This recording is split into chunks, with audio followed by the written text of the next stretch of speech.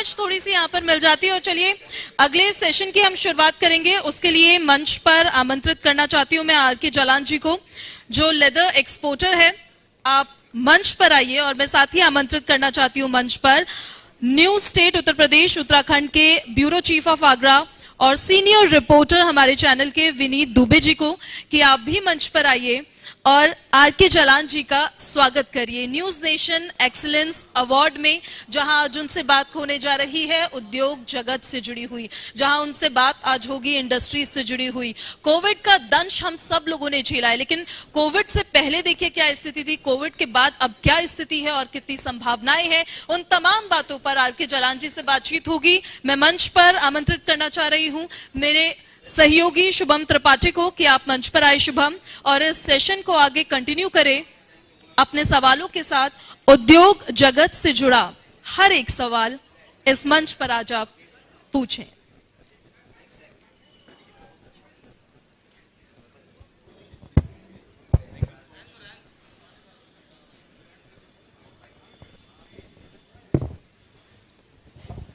Thank you so much पूजा।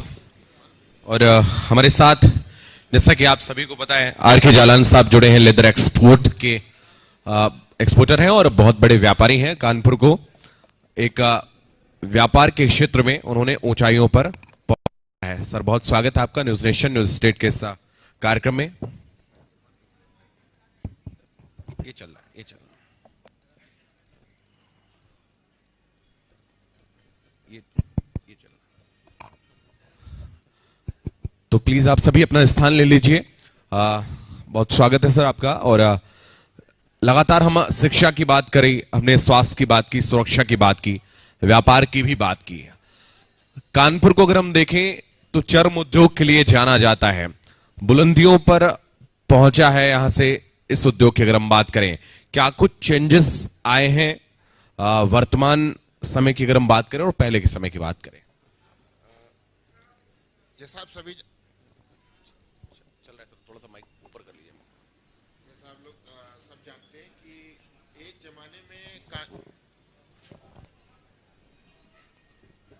जमाने में कानपुर को मैनचेस्टर ऑफ ईस्ट कहा जाता था, जबकि यहाँ पे कपड़े का काम ज्यादा होता था। लेकिन पिछले कुछ समय से मैं ये कहूँगा कि पिछले 50 साल से अब कानपुर की पहचान चर्म उद्योग से ही रह गई है।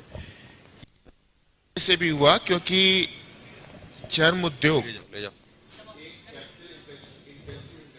है बल्कि यहाँ पे कम पैसे में ज्यादा लोगों को रोजगार मिलता है। और उत्तर प्रदेश ऐसे जो 24 करोड़ का आबादी वाला प्रदेश है, उसमें शायद इस तरीके के इंडस्ट्री की ज्यादा जरूरत है जहां पे कि ज्यादा से ज्यादा लोगों को एम्प्लॉयमेंट मिल सके।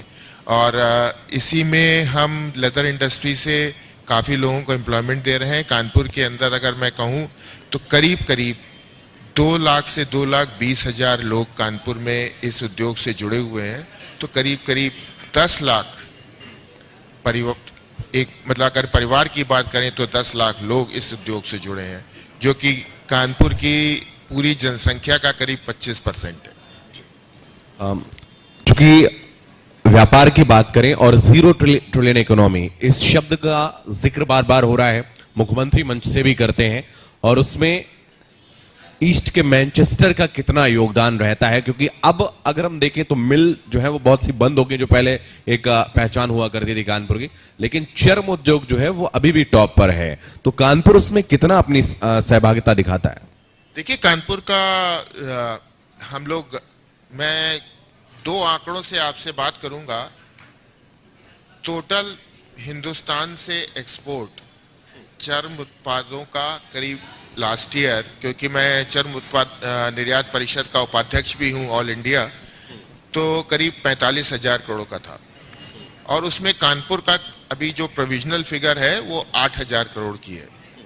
और अगर उत्तर प्रदेश की बात करें तो करीब 12,000 करोड़ का टोटल हम लोगों ने निर्यात किया है। और कानपुर करीब 16,000 करोड़ का डोमेस्टिक मार्केट के लिए चर्म उत्पाद बनाता है।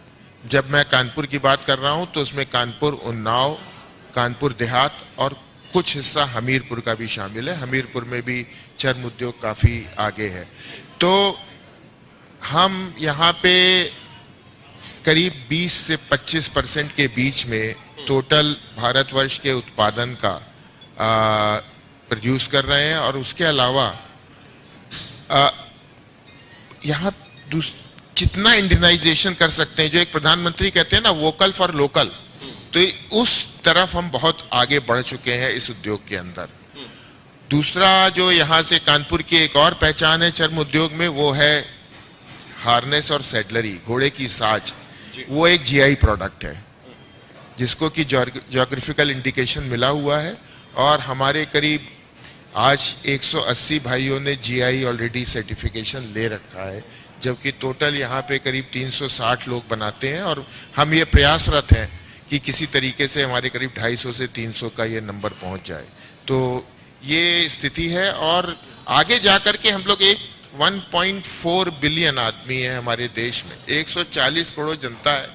अभी जो लास्ट सेंसस हुआ था उसमें पर कैपिटा कंजम्पशन 1.81 था, जो किसी भी तरीके के जूते, चप्पल, स्लीपर सबका। आज के दिन हम लोगों को उम्मीद है, और जैसा कि कुछ KPMG की रिपोर्ट भी आई है, कि शायद 2.5 का एवरेज हो गया है पर कैपिटा कंजम्पशन। उतना जूता हम बनाते भी नहीं है इस देश के अंदर। तो हम लोगों के लिए इसमें बहुत अपॉर्चुनिटीज है। बिल्कुल। अगर हम देखें, चूंकि आप लंबे वक्त से इस व्यवसाय से जुड़े हैं, और तब से अब में क्या फर्क है? सरकार बदलने के बाद क्या फर्क आया? सरकार बदलने के बाद सबसे बड़ी, ज्यादातर सभी लोगों ने कहा कि सुरक्षा, जो एक इंडस्ट्री का सुरक्षा का माहौल पैदा हुआ है, वो हम लोग अब ये भूल गए कि हम लोगों को किसी तरीके की कोई परेशानी उस फ्रंट से आएगी, सुरक्षा की। दूसरा, मेरे ख्याल से जिस तरीके से पहले इंस्पेक्टर राज था, वो इंस्पेक्टर राज टोटली ध्वस्त हो गया। मैं कहूँगा खत्म नहीं हो गया, वो ध्वस्त हो गया है। अब कोई भी इंसान, कोई भी किसी भी डिपार्टमेंट का अधिकारी आपके कारखाने में, आपके एस्टेब्लिशमेंट में आने की कोशिश करता ही नहीं है। अगर किसी को आना भी होता है तो पहले फ़ोन से बात करता है और बहुत ही आपके सम्मान के साथ आपके साथ पेश आता है। तो ये बहुत बड़ा फर्क है। और दूसरी, नीतियों में इस सरकार ने, चाहे वो केंद्र की सरकार हो चाहे वो उत्तर प्रदेश की सरकार हो, सारी नीतियों को डायनेमिक कर दिया है। मेरे ख्याल से ये सही शब्द है कि जो आपकी ज़रूरत है, आज के दिन अगर मेरे को इस चीज को इस कानून में बदलने की जरूरत है तो उसके लिए सरकार तैयार है। जी। डिजिटलाइजेशन की हमने बात की, अभी आपसे पहले जो सेशन था उसमें व्यापारियों से बात की है। क्या कुछ फर्क आया है पहले की अपेक्षा जब से डिजिटलाइजेशन हुआ है? मैं समझा नहीं। डिजिटलाइजेशन जब से हुआ है तो क्या कुछ फर्क आया? आज के दिन अगर सबसे बड़ा एग्जाम्पल तो GST का है, जो कि पूरा डिजिटलाइजेशन पे ही आधारित है। और आज मैं अगर ये कहूँ कि वो एक गेम चेंजर था, GST का आना 1 जुलाई 2017 को, आज से 6 साल पहले, तो कोई ये अतिशयोक्ति नहीं होगी कि वो एक गेम चेंजर था। और वो पूरा का पूरा 100% डिजिटलाइजेशन पे है। आज के दिन हम लोग भी जो व्यापार कर रहे हैं वो इनोवेशन और डिजिटलाइजेशन पे ही कर रहे हैं। सारा काम अगर वो नहीं करेंगे तो हम इस दौड़ में पीछे खिंचक जाएंगे। तो आप अगर इस इंडस्ट्री का कभी आपने देखा हो तो जिस तरीके से पहले हम लोग सब काम हाथ से करते थे, वो अब कोई हाथ से काम होना बंद हो गया है। सब मशीनों से काम हो रहा है और उसी से गुणवत्ता भी आ पा रही है। एक बहुत चूंकि मेरा ये व्यक्तिगत सवाल भी आप कह सकते हैं, मैं कानपुर में और खासतौर पर चर्म उद्योग से जुड़े हुए जो कारखाने हैं उन पर एक आरोप लगता था स्वच्छता का, कि बहुत से जो नाले हैं वो गंगा जी में छोड़ रखे गए हैं। तो क्या, और उसको लेकर सवाल जब मुख्यमंत्री से भी हुआ, बाकी संबंधित मंत्री से हुआ, तो उनका कहना था कि अब वो नालों को भी बंद किया गया है, उस पर काम भी किया जा रहा है, और जो कचरा है भी उसको किस तरीके से रिसाइकल किया जाए उस पर भी काम हो रहा है। तो जमीन पर वाकई क्या ऐसा हुआ रहा है, क्रियान्वयन इस पर हुआ है? देखिए, मेरे ख्याल से आपका सवाल तो उचित है, ऐसा होता था।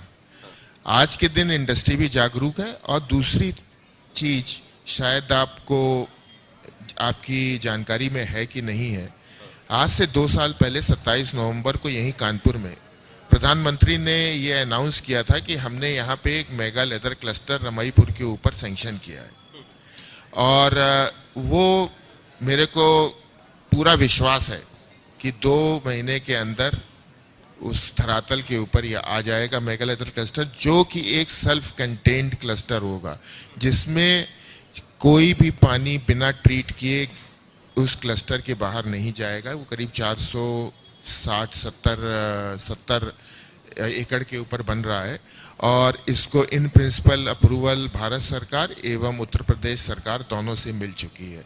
तो ये एक गेम चेंजर, अगेन मैं वही वर्ड यूज कर रहा हूँ, शामिल होगा आज के दिन। लेकिन जो उत्तर प्रदेश है, उत्तर प्रदेश के अंदर और कानपुर के अंदर हम लोगों को कोई भी आदमी, सारे नाले बंद हैं, आप बाहर नहीं निकाल सकते हैं कोई भी पानी जब तक कि वो ट्रीटेड ना हो। जो भी पानी जा रहा है वो ट्रीटेड होकर ही जा रहा है, और जितने हमारे कॉमन एफ्लुएंट ट्रीटमेंट प्लांट हैं उन सबको लगातार उच्चीकृत किया जा रहा है। प्रधानमंत्री के द्वारा, मुख्यमंत्री के द्वारा स्वावलंबी बनने की जो बात कही जाती है और स्वरोजगार की जो बात की, और एक तरीके से उनका सीधे तौर पर कहना होता है कि लोगों को रोजगार मुहैया करवाया जाए, तो आपके द्वारा अब तक लगभग कानपुर या आसपास के क्षेत्रों के कितने लोगों को रोजगार मुहैया करवाया जाए, या फिर इस ओवरऑल इंडस्ट्री की बात करें? मैंने पहले भी कहा, कानपुर और कानपुर के आसपास के लोग में करीब 2.5 लाख लोगों को डायरेक्ट रोजगार इस इंडस्ट्री से मिल रहा है। और अगर 2.5 लाख वो है, और अगर एक परिवार में 4 से 5 आदमी मांग ले, तो 10 से 12.5 लाख लोगों को जो है इस इंडस्ट्री के द्वारा पेट पल रहा है। मैं ये कहूँगा, ये लेबर इंटेंसिव इंडस्ट्री है सर, ये कैपिटल इंटेंसिव नहीं है, ये लेबर इंटेंसिव है। तो यहाँ पे तो लेबर ही लेबर की जरूरत है।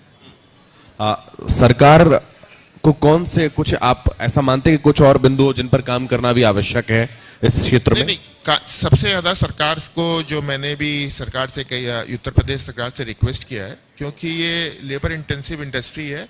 अभी सारा पूरे दुनिया में सारी इंडस्ट्री, जो कि प्रधानमंत्री ने भी कहा और मैं भी ऐसा मानता हूं, क्योंकि मैं अपने व्यापार के सिलसिले में मेरे को देश विदेश में जाना पड़ता है, तो पूरी दुनिया हिंदुस्तान, कानपुर की तरफ देख रही है। मतलब कानपुर नहीं, मैं कहूँगा हिंदुस्तान की तरफ देख रही है एज ए इंडस्ट्रियल हब बनाने के लिए। नमस्कार, एक इंडस्ट्रियल हब बनाने के लिए।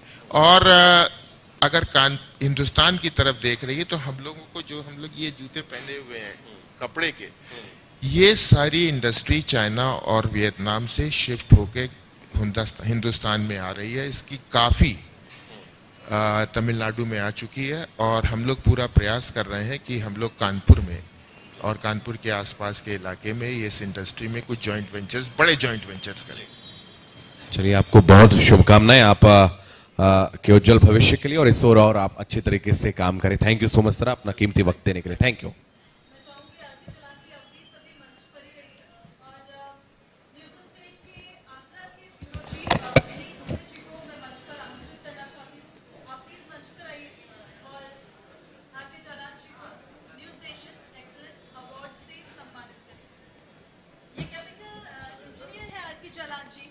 और चरम उद्योग से जुड़े उद्यमी हैं। वर्तमान में चरम निर्यात परिषद के ऑल इंडिया वॉइस चेयरमैन हैं।